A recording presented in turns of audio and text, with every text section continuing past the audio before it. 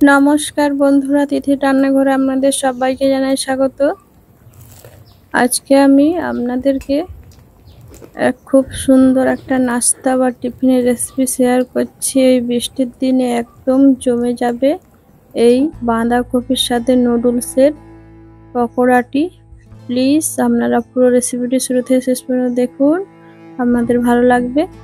এখানে আমি বাঁধাকপির যে খোসাগুলো সাইডে হয় সেইগুলো ছাড়িয়ে নিয়েছি। আর এখানে নিয়েছি নুডলস, এই যে একটা নুডলস নিয়েছি, গাজর কুচি, আলু কুচি নিয়েছি।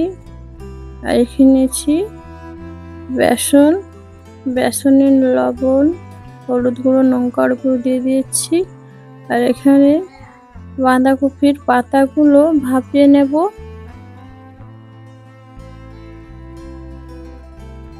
এটা ভাপিয়ে দিলে নরম হয়ে যাবে।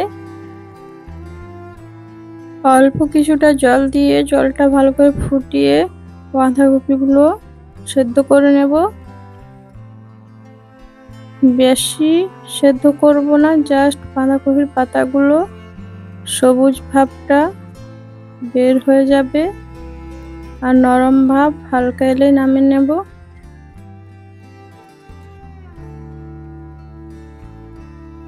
এখানে আমি নুডলস বানিয়ে নিয়েছি, আলু আর গাজর ছোট ছোট টুকরো করে কেটে নিয়েছি, আর কিছুটা পেঁয়াজ ছোট সাইজের কেটে দিয়ে দিয়েছি।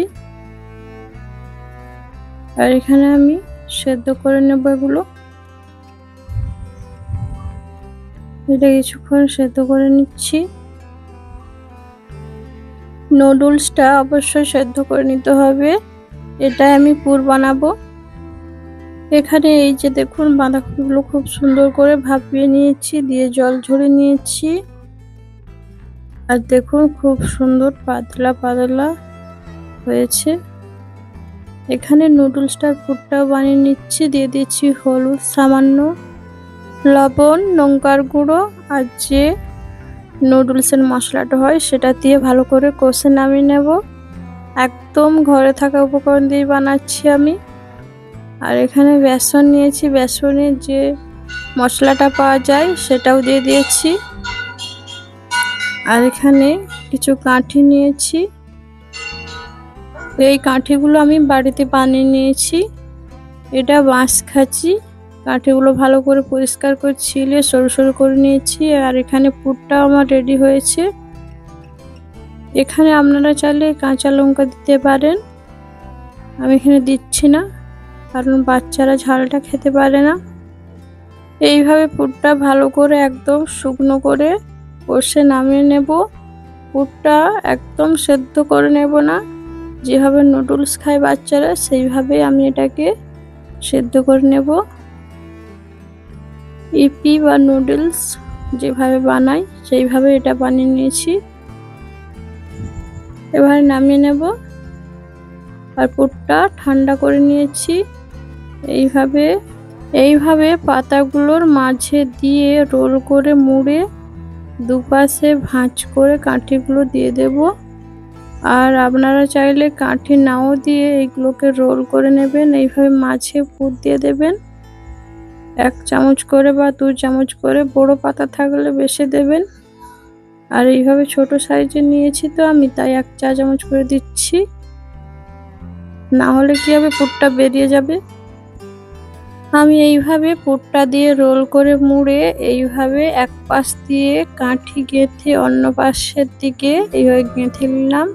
আর দেখুন খুব সুন্দর একটা সাইজ দেখাচ্ছে। এইভাবে সবগুলো আমি বানিয়ে নেব। আর কাঠি ছাড়া খুব সুন্দর হয়, পুর দিয়েই রোল করে নেবেন। এখানে বেসনে কিছুটা যে নুডলসের মশলাগুলো পাওয়া যায় সেটা অল্প দিয়েছি, আর লবণ হলুদ দিয়েছি, আর সামান্য লঙ্কার গুঁড়ো দিয়েছি। আর এখানে প্রত্যেকটা বাঁধাকপির এইভাবে আমি দিয়ে দেব, দিয়ে ভালো করে হাত দিয়ে 2 পিঠ 4 পিঠে লাগিয়ে নেব। ব্যাটারটা একদম পাতলাও হবে না বা মোটাও হবে না, ঘনত্বভাবেই থাকবে। আঁচে সাদা তেল অল্প দিয়ে গরম করে নেব। একদম তেলটা ঠান্ডাও হবে না বা গরমও হিট থাকবে না, মাঝারি আঁচেই ভেজে নেব, না হলে চট করে লাল হয়ে যাবে, ভিতরটা মুচমুচে হবে না।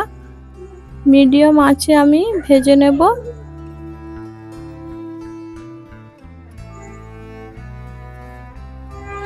আর যেগুলো বেশি পাতলা হয়েছে সেগুলোতে আর একটা পাতা দিয়ে আমি এইভাবে মুড়ে নিচ্ছি। একদম যে কচি অংশটা সেটা একদম পাতলা হয়।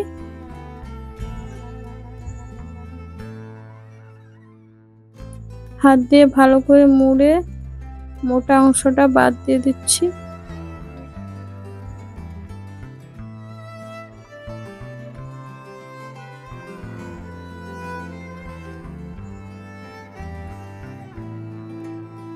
সবগুলো একইভাবে আমি বানিয়ে নেব। আর প্রত্যেকটা আমি হালকা আঁচে ভেজে নেব, একদম হাই আঁচেও করব না বা একদম লো না, মাঝারিভাবে ভেজে নেব। তাহলে পকোড়াগুলো ভিতরে মুচমুচে হবে, ভিতরে যে পুরটা হবে সেটা একেবারেই পড়েও যাবে না, খেতে খুবই সুন্দর লাগবে।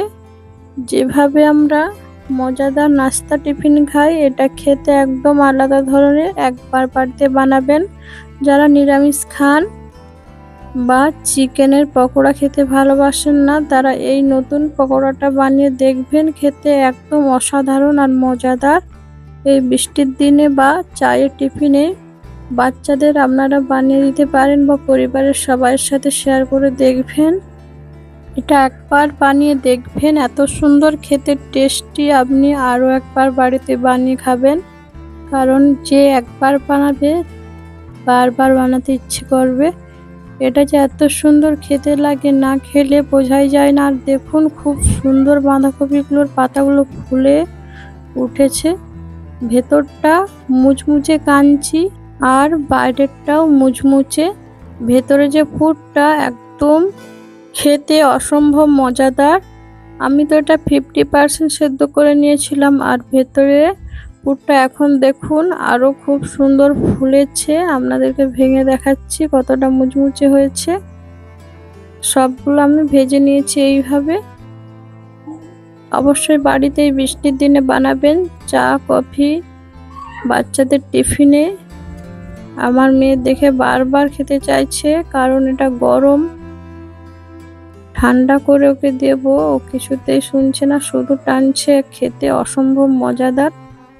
আজকের রেসিপিটা ভালো লাগলে প্লিজ বন্ধুরা আমাকে কমেন্ট করে জানাবেন। ভেতরটা দেখুন। প্লিজ আমার চ্যানেলটিকে সাবস্ক্রাইব করে নেবেন। ভালো লাগলে এই রেসিপিটা প্লিজ একটা লাইক করে দেবেন। ভালো থাকবেন, সুস্থ থাকবেন, সাবধানে থাকবেন। ধন্যবাদ।